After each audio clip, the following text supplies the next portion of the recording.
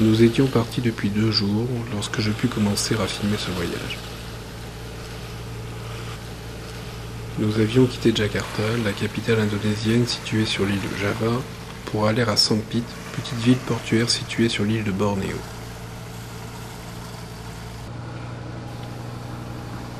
J'étais à bord du Taman Raja Utama, ce qui veut dire un jardin pour le roi. So, Captain. Yeah. Pak. Nama apa? Pamuin. Tamuin. Ya. Oke. Lengkap nanti ini. Ucuk Baba. Pucuk. Leman. Suroso. Ahar. Oke. So, Captain.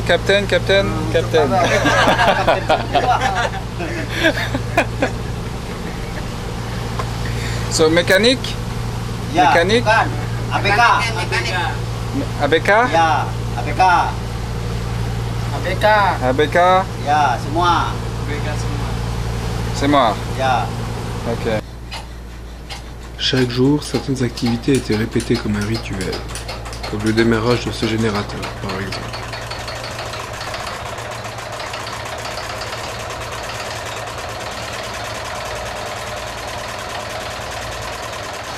Juste à côté, j'apercevais le lieu de repos de l'équipage, mais je n'étais pas encore assez familier pour leur demander de me montrer comment ils y vivaient.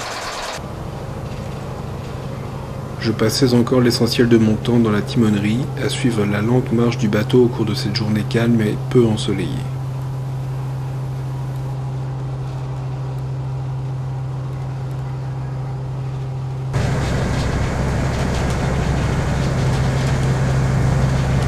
Ambil 50, Cok. 50. Ya.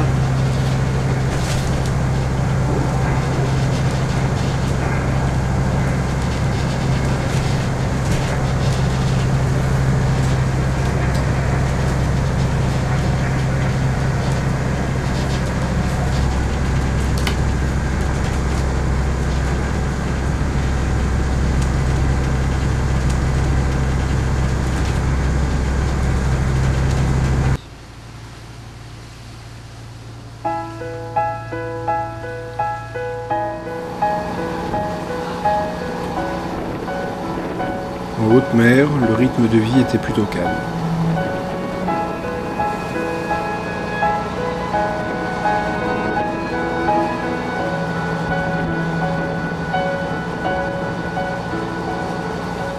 Maafkan, aku tak bisa memahami maksud amarahmu. Membaca dan mengerti isi hatimu. Ampuni aku yang telah. Le lendemain matin, à mon réveil, je découvris que l'équipage avait sorti une voile, mais pour peu de temps, car les vents tournaient et la maintenir levée aurait ralenti la bonne marche du navire.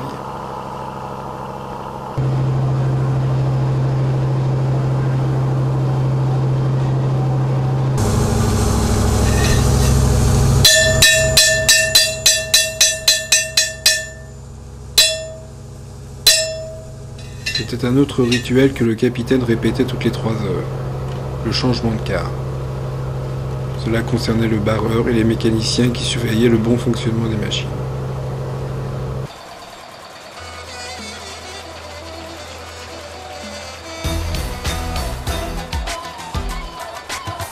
Le 4e jour, je pus visiter les cabines du navire.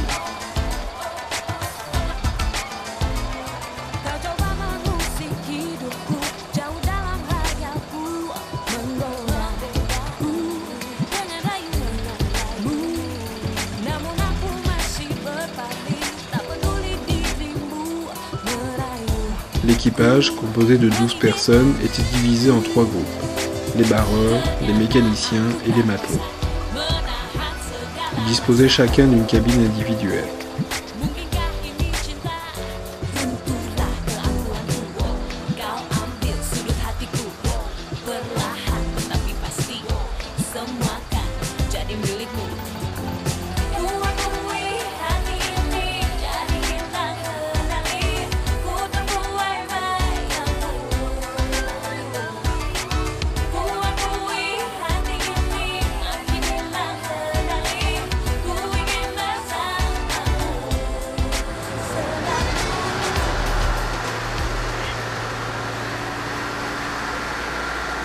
C'était le moment de visiter la salle des machines.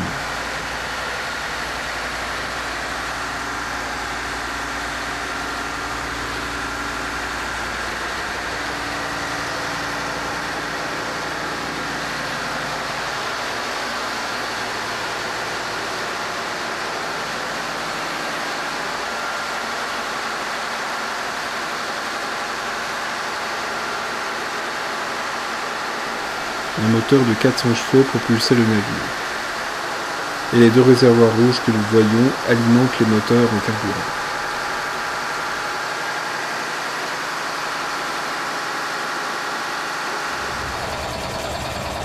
Puccio me montra la cuisine.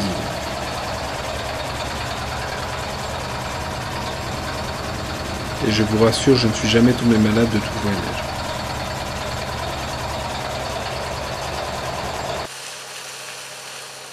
Pendant la journée, l'île de Kuala Panggang apparut, signe que nous approchions des côtes de Bornéo. Et le plus épatant dans cette histoire, c'est que là, le téléphone marche ici. C'est incroyable.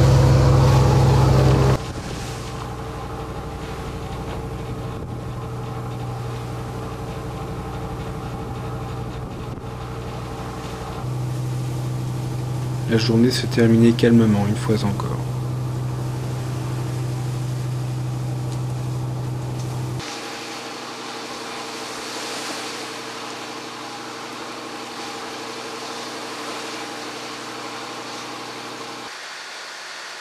De jour comme de nuit, le mécanicien qui était de quart restait éveillé et s'occupait à des tâches d'entretien.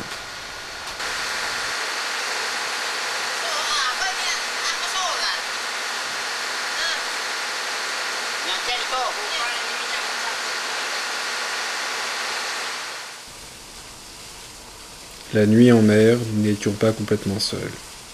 Il y avait notamment ces bateaux de pêche que nous croisions régulièrement.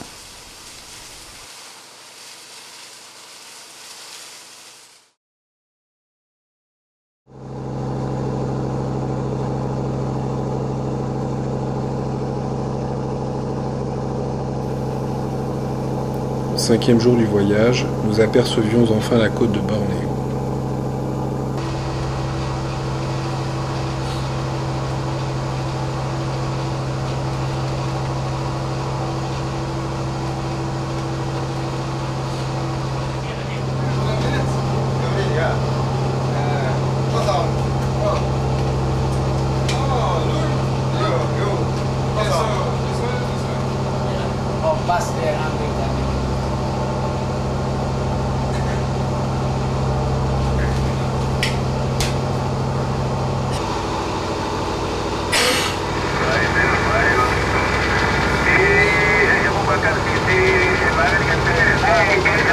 Pindah kemana, Roger? Pindah 81, Kore. Lanjut. Kore ganti. Ayah, dia tanah gua aja ganti.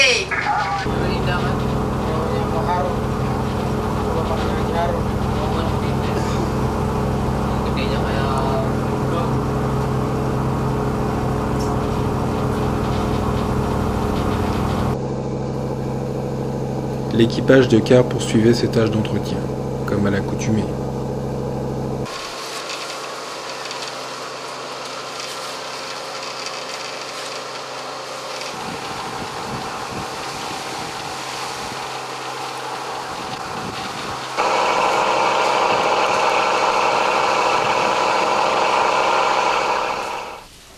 Mais soudainement, le moteur s'arrêta. L'explication se trouvait à l'arrière du bateau.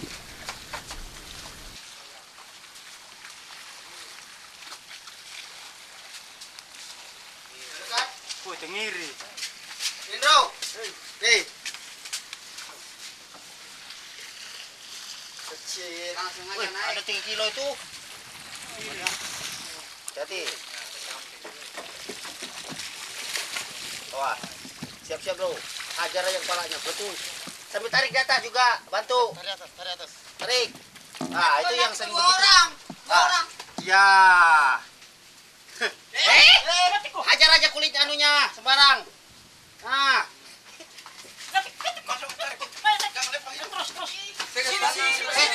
Itu ke sore. Bawa ke sini. Ada tali lampunya di atas dari ke sana. Itu bisa ke sana.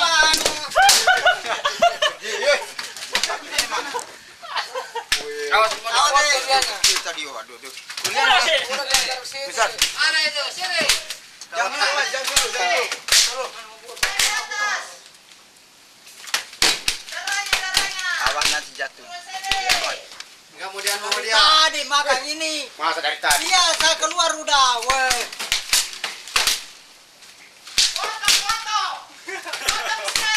Udah. Ini. Ya. Kurang bengkok. Jatuhin itu tuh. Taruh banget. Ya, terlalu kecil lu kan. Kecil, kawannya kecil. Mana panjang sekali. Ya, di situ aja. Nama Tenggiri Indonesia.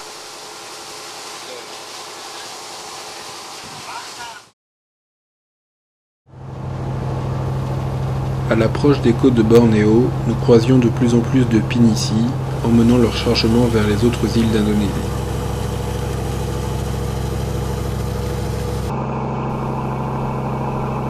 Bornéo, aujourd'hui appelée aussi Kalimantan, paraissait mystérieuse, cachant une vie apparemment inexplorée derrière cette forêt dense et inoccupée.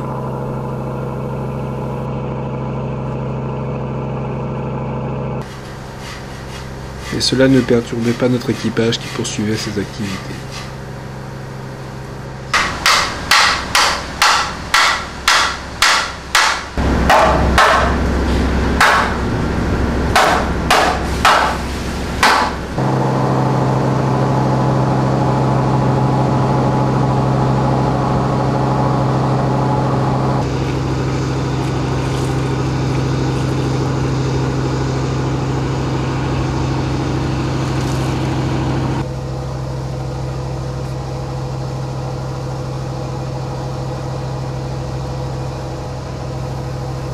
En remontant le fleuve Sampit, nous pouvions enfin apercevoir une première ville.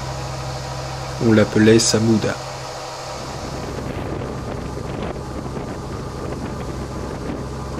Nous ne l'approchions pas vraiment, nous engageant plus vers le nord, dans une région à la population visiblement moins dense.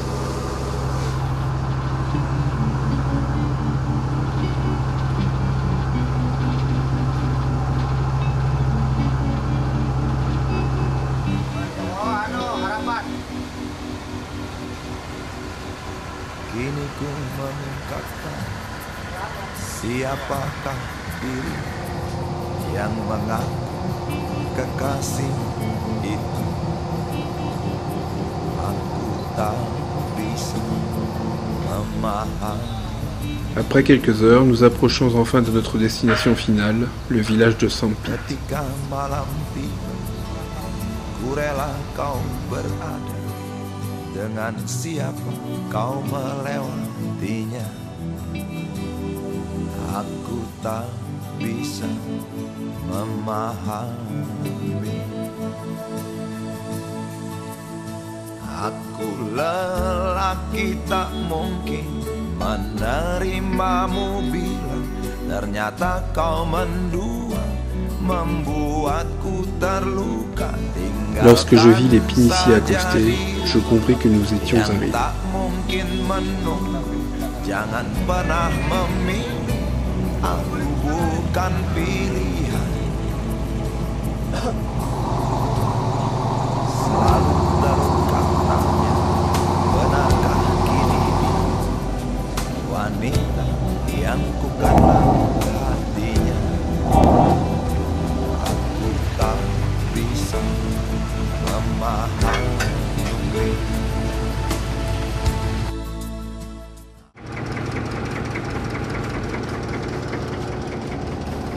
Suivait alors la manœuvre plus délicate de l'amarrage.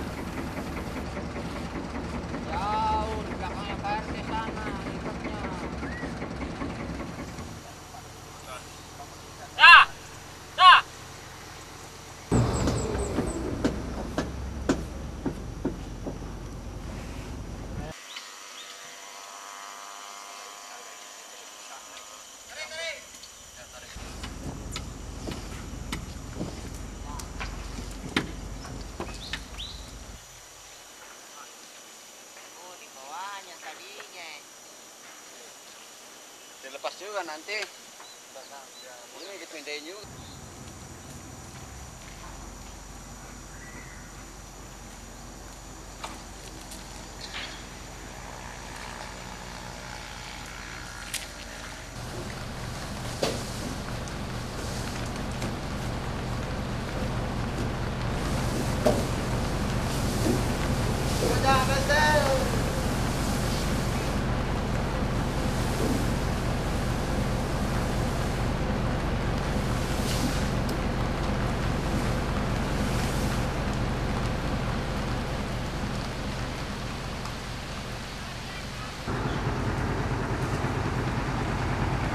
La journée était bien avancée et pourtant le bateau était prêt à recevoir un premier chargement.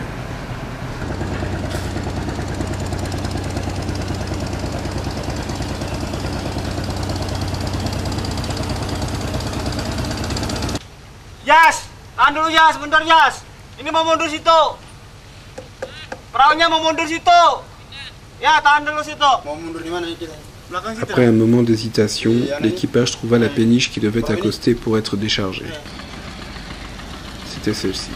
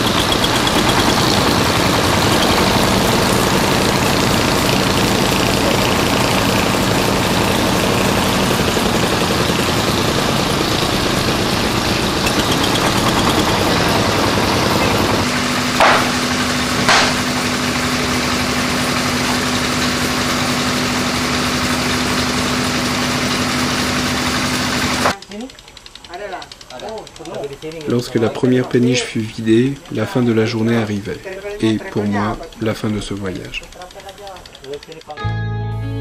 Je dus quitter le Taman Raja Utama et son équipage.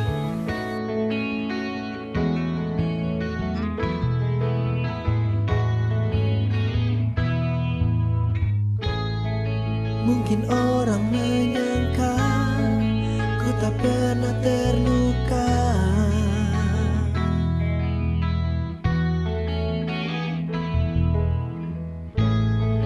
Tegar bagaikan karang, tabu cucurkan air mata.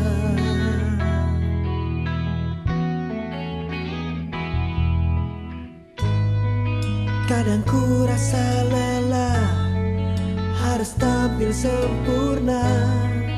Ingin ku teriakkan